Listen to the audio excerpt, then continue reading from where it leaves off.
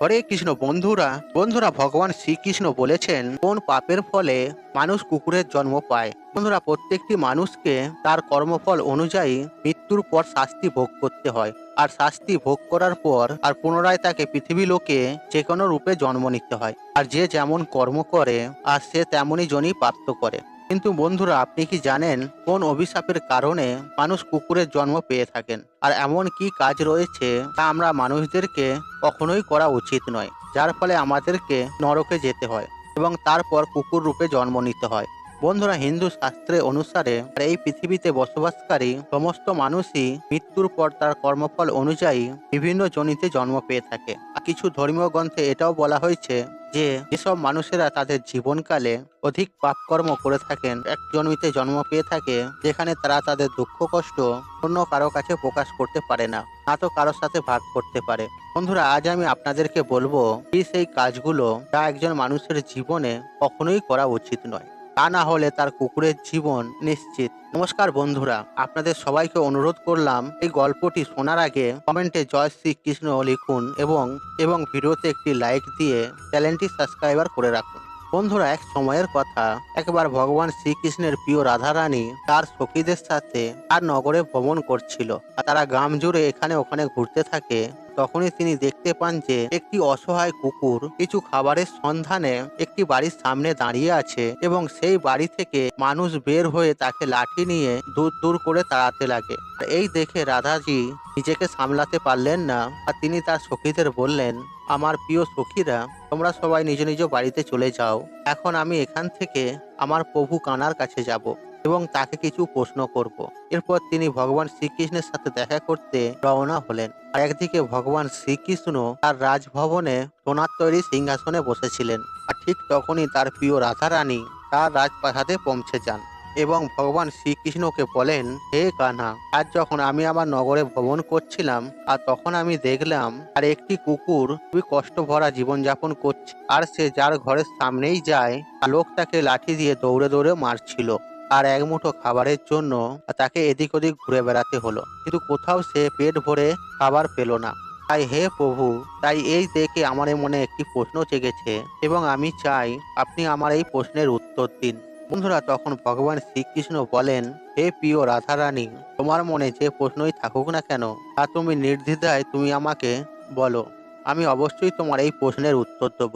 আর এরপর রাধারানী বলেন, হে প্রভু, আমার প্রশ্ন হলো কোন পাপের ফলে মানুষ কুকুর হয়ে জন্ম নেয়। বন্ধুরা, এরপর ভগবান শ্রীকৃষ্ণ বলেন, হে প্রিয় রাধারানী, আজ আমি তোমাকে একটি গল্প বলবো যা শোনার পর তুমি এর উত্তর অবশ্যই পেয়ে যাবেন। তাই হে প্রিয়, তাই এই গল্পটি তুমি মন দিয়ে শোনো। আর তখন রাধারানী বলেন, হে প্রভু, আপনি গল্প বলুন, আমি গল্প মন দিয়ে শুনবো। আর তখন ভগবান শ্রীকৃষ্ণ বলেন, হে প্রিয় রাধারানী, আর এক সময়ের কথা, একদিন ভগবান শ্রীরাম তার সভায় বসেছিলেন। আর তখনই তারা একটি কুকুরের কান্না শুনতে পান। এই শুনে সবাই উপস্থিত দারোয়ান কুকুরটিকে সেখান থেকে তাড়িয়ে দেন। আর এর পরের দিন আবার সেই কুকুরটি একই জায়গায় এসে আবার কাঁদতে থাকে। এবারও দারোয়ান কুকুরটিকে মেরে সেখান থেকে তাড়িয়ে দেয় এবং সভার তৃতীয় দিনেও একই কুকুরটি একই জায়গায় এসে আবার কাঁদতে শুরু করে।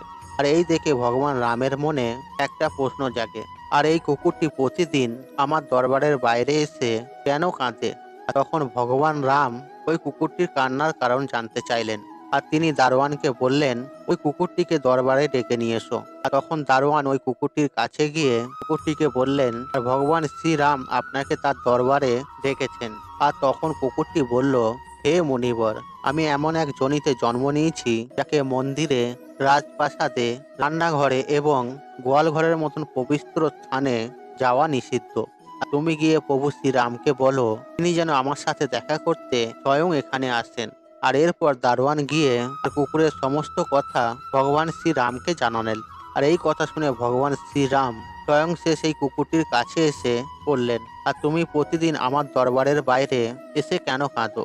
আর তখন কুকুরটি ভগবান শ্রীরামকে বলল, হে ভগবান, আমি কোনো অপরাধ করিনি, তবুও এক সন্ন্যাসী আমাকে পাথর দিয়ে আঘাত করেছে, আর যার ফলে আমার পা ভেঙে গেছে। আর এখন আমার খুবই কষ্ট হচ্ছে। আর এই কারণে আমি আপনার দরবারে এসে প্রতিদিন কাঁদি। বন্ধুরা, ভগবান শ্রীকৃষ্ণ বলেন, হে প্রিয় রাধারানী। আর সেই কুকুরটির কষ্ট দেখে ভগবান শ্রীরাম খুবই দুঃখ পেলেন। ভগবান শ্রীরাম তার দরবারে ডাকলেন আর বললেন, হে দরবারি, যাও সেই সন্ন্যাসীর যেখানে থাকুক না কেন তাকে খুঁজে বের করো, আর যত তাড়াতাড়ি সম্ভব তাকে এই দরবারে নিয়ে এসো। আর ভগবান রামের অনুমতি পাওয়ার সাথে সাথেই তার দুজন সৈন্য সরাসরি সেই সন্ন্যাসীর বাড়ি চলে যান আর ওই সন্ন্যাসীকে ধরে নিজের সাথে করে ভগবান শ্রী রামের দরবারে নিয়ে আসে। আর তখন ভগবান শ্রীরাম ওই সন্ন্যাসীকে জিজ্ঞাসা করলেন যে, এটা কি সত্য তুমি এই কুকুরটিকে পাথর ছুঁড়ে মেরেছো, যার ফলে তার পা ভেঙে গেছে আর এখন সে ঠিকমতো হাঁটতেও পারছে না? আর সে কি অপরাধ করেছিল যার ফলে তুমি এই অবলা কুকুরের পা ভেঙে দিলে? আর তখন এই সন্ন্যাসী বলেন, হে প্রভু, আমি ভিক্ষা করার জন্য রাস্তা দিয়ে যাচ্ছিলাম, তখন এই কুকুরটি এসে আমার ভিক্ষা অন্ন স্পর্শ করে দেয় আর এতে আমি খুবই ক্রোধিত হয়ে পড়ি আর একটি পাথর তুলে আমি তাকে খুবই জোরে আঘাত করি আর যার ফলে তার পা ভেঙে যায়। আর সন্ন্যাসীর কথা শুনে শ্রীরাম বললেন, তুমি কি জানো না সে এক জ্ঞানহীন পশু, আর এইসব তারা তাদের পেট ভরার জন্য করে।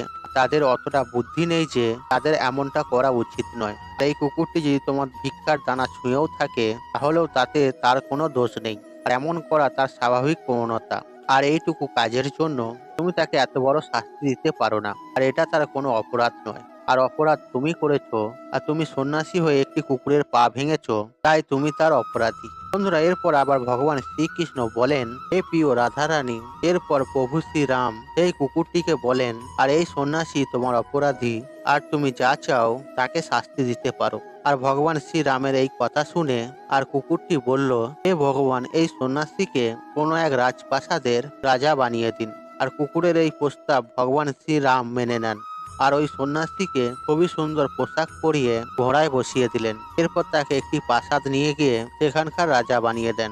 এরপরে সেই সন্ন্যাসী রাজা হয়ে সোনার সিংহাসনে বসলেন আর তিনি রাজা মহারাজের মতো পোশাকও পেয়েছেন।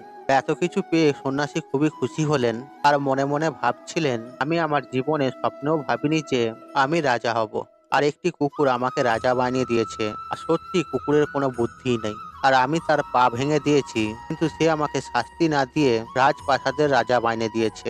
এইসব দেখে দরবারে উপস্থিত সবাই আশ্চর্য হয়ে ভগবান শ্রীরামকে জিজ্ঞাসা করলেন, হে ভগবান, এই কুকুরটি সেই সন্ন্যাসীকে শাস্তি না দিয়ে কেন তাকে রাজপ্রাসাদের রাজা বানিয়ে দিল, অথচ সেই সন্ন্যাসী কুকুরটির পা ভেঙে দিয়েছিলেন? আর দরবারীদের এই কথা শুনে আর প্রভু শ্রীরাম বললেন, আর এই প্রশ্নের উত্তর একমাত্র ওই কুকুরটিই দিতে পারে। আর তখন সবাই মিলে সেই কুকুরটির কাছে গেল আর কুকুরটিকে জিজ্ঞাসা করলো, আর কেন তুমি ওই সন্ন্যাসীর সাথে এমন করলে, আর তাকে শাস্তি না দিয়ে তুমি তাকে রাজ্যের রাজা বানিয়ে দিয়েছো? আর তখন কুকুরটি হেসে বলল, আর তোমরা জানতে চাও আমি কেন ওই সন্ন্যাসীকে শাস্তি না দিয়ে তাকে রাজপ্রাসাদের রাজা বানিয়ে দিলাম? বন্ধুরা, এদিকে ভগবান শ্রীকৃষ্ণ এই গল্প বলতে বলতে তার প্রিয় রাধারানীকে বললেন, হে প্রিয়তমা।